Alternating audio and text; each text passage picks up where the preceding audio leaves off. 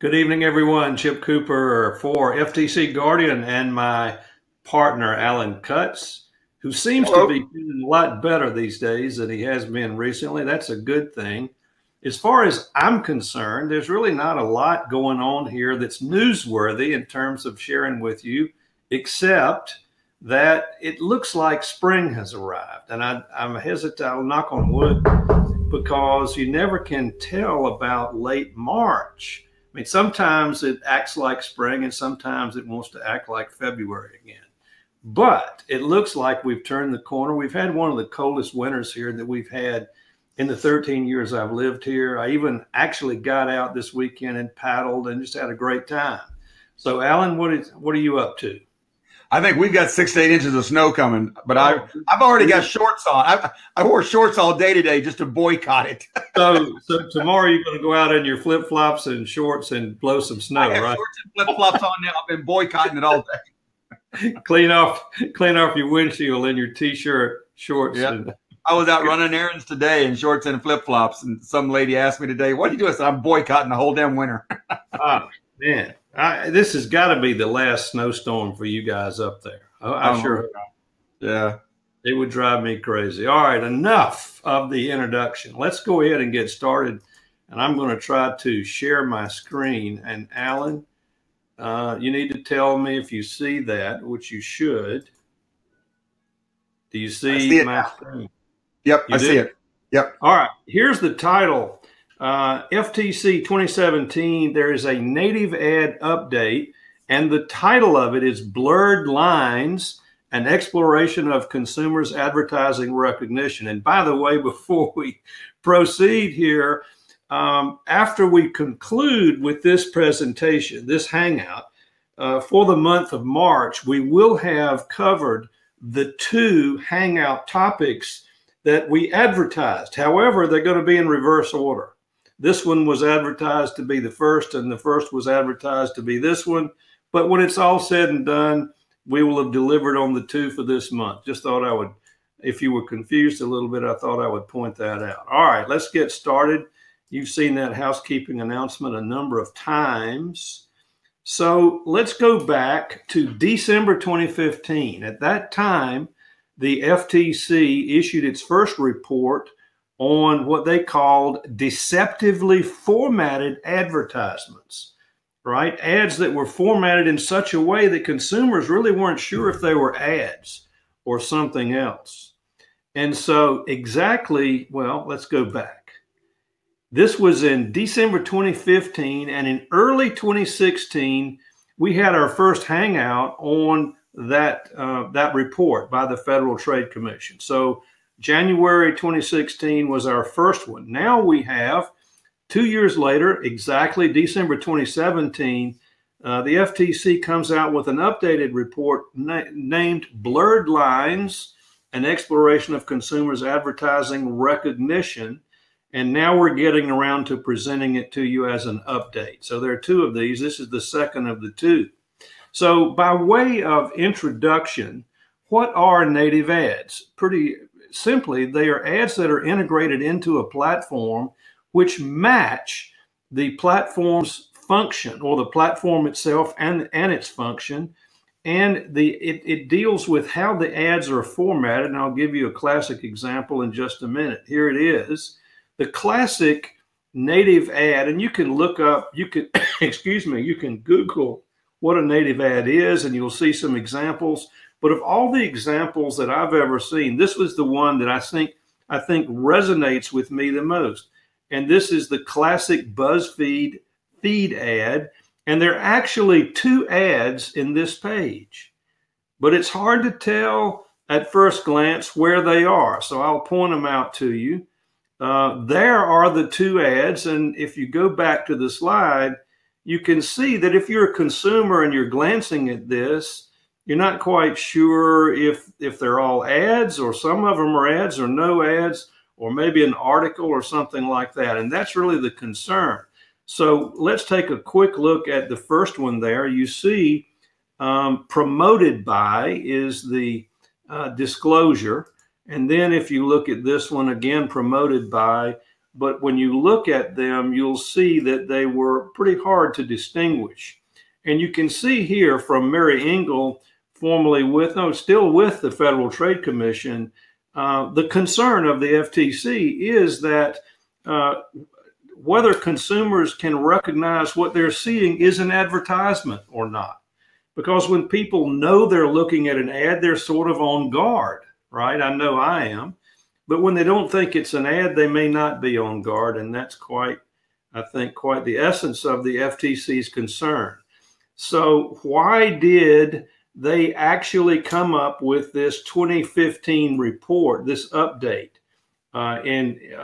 just a couple of 3 months ago? They wanted to provide some research that they had been undertaking for purposes of determining whether consumers would recognize the fact that an ad was really an ad if slight modifications were made to disclosures. And so the test data and the test procedure was presented in the update. And so here's a brief summary of the methodology used by the Federal Trade Commission in this update. It's really a study based on a study.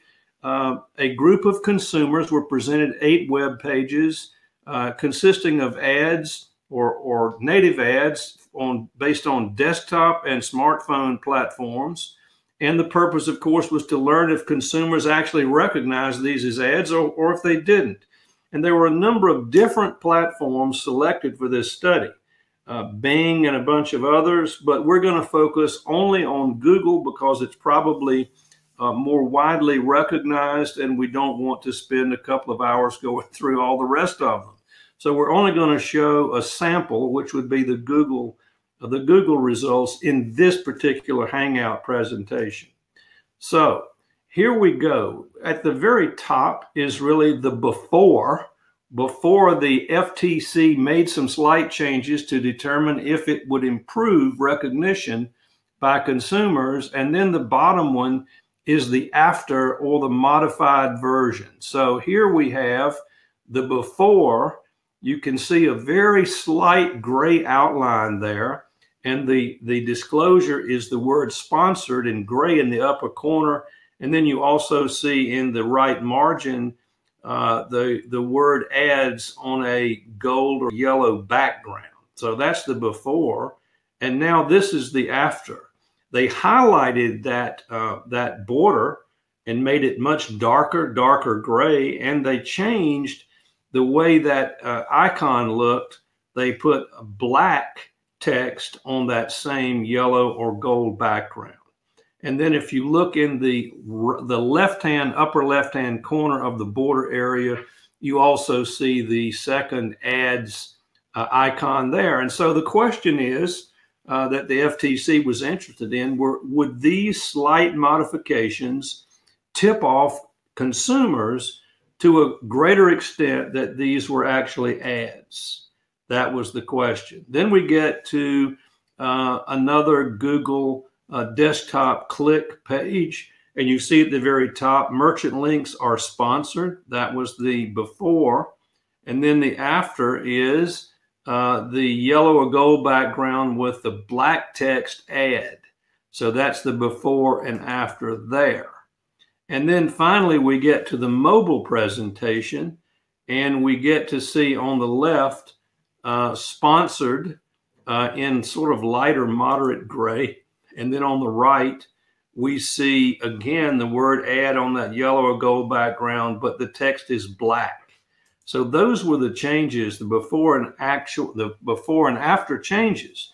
So what are the results? The results are that the FTC did not have the time or the resources to do a pure statistical study, but they could use statistics to come up with the effect of the after on the before in terms of recognition. And so after using statistics, they came up with a statistically significant result in their opinion. And it is, as you might be able to see there, the recognition increased by 21 percentage points. Recognition by consumers from 47% to an average ad recognition of approximately 68%. So the FTC, based on its study, based on that survey, determines that with a couple or three, not too significant, but I guess in terms of the number of them, but in terms of the result, it's pretty significant in terms of the increase in recognition by consumers. So that's what the FTC wanted to determine. And based on the study then, the final recommendation by the FTC, there were a number of them, but these are the top four. And I've selected these to present to you as the lessons you might take away from this FTC study that was conducted and then published as this update. Number one, disclosure placement. Where does it go? The FTC is strongly recommending above and to the left. And if you're thinking about how most people actually read things, they start above and to the left, right?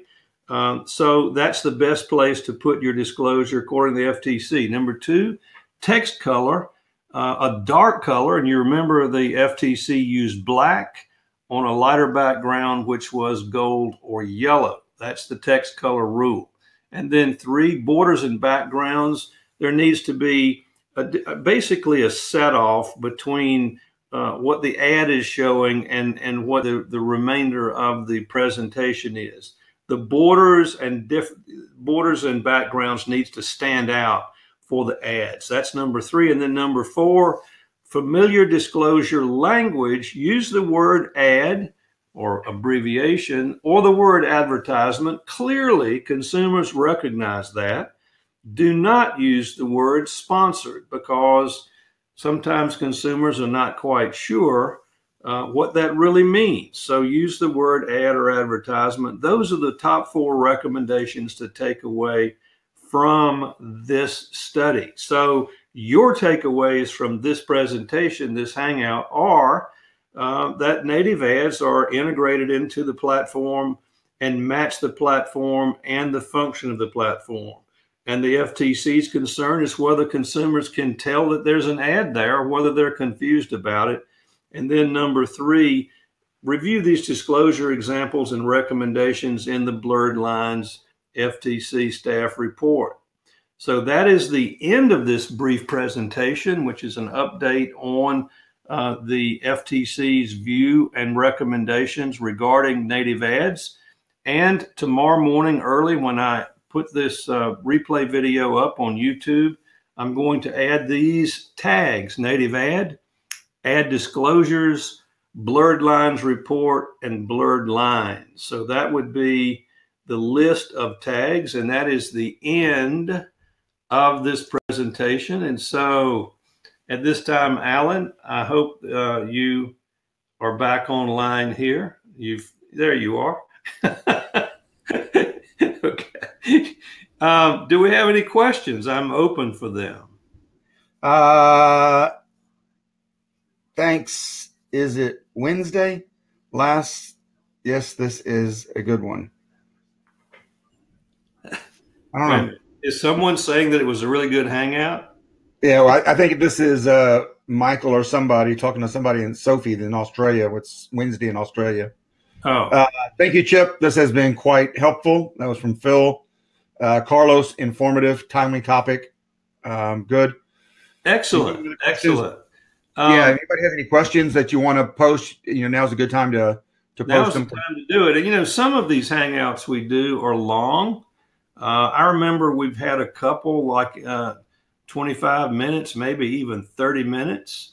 And of course, that's after our little introduction where we talk about what's going on in our lives or in our business. But some of them are fairly brief, such as this one, not quite 15 minutes long. And that's fine. I want to try to boil this down. This is not a webinar.